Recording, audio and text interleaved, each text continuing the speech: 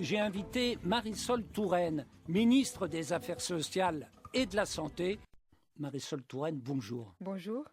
Mais je l'ai dit, vous êtes aussi en charge de la santé. Et cette semaine, il se trouve que le Conseil national de l'ordre des médecins a révélé que l'an dernier, parmi les nouveaux médecins inscrits à l'ordre, près d'1 sur 4 avait un diplôme étranger. 1 sur 4, et parmi eux, beaucoup de Français qui, ne pouvant réussir le concours en France, vont faire leurs études ailleurs. Et la question qui se pose, Madame la Ministre, elle est toute simple, c'est évidemment à quoi sert le numerus clausus? À quoi sert-il, puisqu'il peut être aussi simplement et légalement contourné? Le numerus clausus, c'est quoi? C'est une façon de dire, voilà le nombre de professionnels de santé, de médecins, spécialité par spécialité, dont nous avons besoin. En France, aujourd'hui, il y a un nombre important de médecins. Il n'y en a jamais eu autant, je veux le dire, parce que on entend parfois l'idée qu'il n'y aurait pas suffisamment de médecins dans notre pays. Nous faisons partie des pays européens dans lesquels il y a le plus grand nombre de médecins par rapport à la population. Jamais autant de médecins? Votre vision est déformée par vos fréquentations. Jamais autant de médecins qui ne s'installent pas, oui, qui ne soignent pas, mais qui remplissent vos agences, vos administrations. Une médecine sans médecins est une médecine désertée, résultat de votre projet. Le problème en France, je le dis, le problème en France, ça n'est pas le nombre de médecins, c'est l'endroit où ils s'installent, c'est leur répartition. Parce qu'ils ont tendance de plus en plus à aller dans les centres-villes. Non, mais à quoi sert le numerus clausus? Le numerus clausus, il ne sert à rien.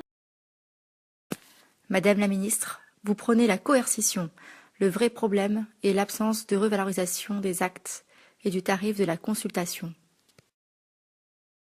Le numerus clausus. Après un diplôme obtenu en Belgique, en Roumanie, on peut exercer en France. Le numerus clausus ne sert à rien. Il y a relativement peu de professionnels qui viennent de l'étranger. Nous avons parmi nos médecins 9% de médecins étrangers seulement, et encore beaucoup ont la nationalité française. Le numerus clausus sert à marquer une option, une orientation, un cadre. Il élimine des jeunes qui voudraient devenir médecins et qui, ne pouvant pas réussir l'examen, vont faire leurs études à l'étranger.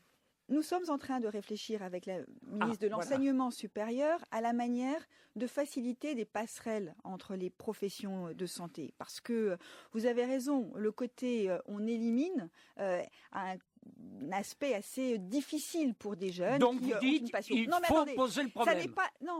Je dis, ça n'est pas la seule profession dans laquelle, malheureusement, des jeunes qui veulent s'engager ne parviennent pas à leur fin. Il y a beaucoup de métiers en France qui sanctionnent par l'élimination au lieu d'accepter des gens de façon positive. Encore une fois, ça n'est pas un service à rendre que de dire que on peut avoir un nombre de médecins plus important que ce qui est nécessaire dans notre pays. Il faut quand même avoir conscience que le nombre de médecins ne peut pas augmenter de façon non maîtrisée, parce qu'à ce moment-là, nous le voyons aujourd'hui dans d'autres professions de santé.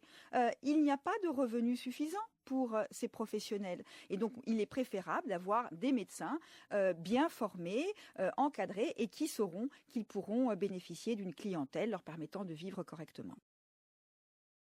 Madame la ministre, vous rejoignez le discours de Frédéric Van Rockenghem. Il ne faut pas augmenter le tarif de la consultation où les médecins travailleront moins. Mais il y a autre chose que dit l'ordre des médecins et qui forcément interroge. L'ordre des médecins dit pratiquement qu'il ignore tout des médecins étrangers qui sont embauchés par les hôpitaux, comme attachés, qui sont payés 2 fois moins cher, et dit toujours l'ordre des médecins, c'est un problème, quoi. Oui, enfin, l'ordre des médecins pourrait aussi s'impliquer dans la résolution de problèmes aujourd'hui, de répartition des médecins sur le territoire, s'engager davantage dans la lutte contre les dépassements d'honoraires qui permettraient l'accès aux soins de façon plus solide de l'ensemble de nos concitoyens. Donc le sujet pour nous, c'est de faire en sorte qu'il y ait des médecins accessibles partout sur le territoire. Il y a des médecins français, il y a des les médecins étrangers, il n'y en a pas autant que ce que l'on dit, et nous faisons en sorte de garantir que ces médecins aient évidemment été formés d'une manière satisfaisante lorsqu'ils viennent s'installer dans notre pays, soit avec un diplôme reconnu par la France, soit avec des équivalences qui sont contrôlées. Je veux rassurer parce que parfois les Français s'interrogent et s'inquiètent lorsqu'ils sont face à des médecins étrangers. Les médecins étrangers qui exercent en France ont évidemment des diplômes dont le niveau est contrôlé et vérifié. Madame la ministre, vous demandez à l'ordre d'intervenir pour avoir les mains propres. Les problèmes d'accès aux soins sont surtout liés au désaménagement du territoire, à la fermeture des hôpitaux et des cliniques et demain au réseau de soins.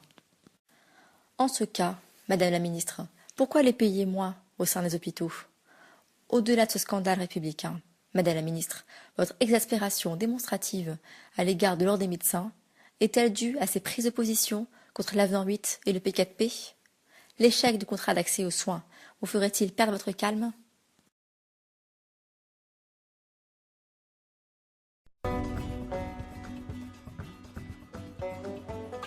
Marisol Touraine.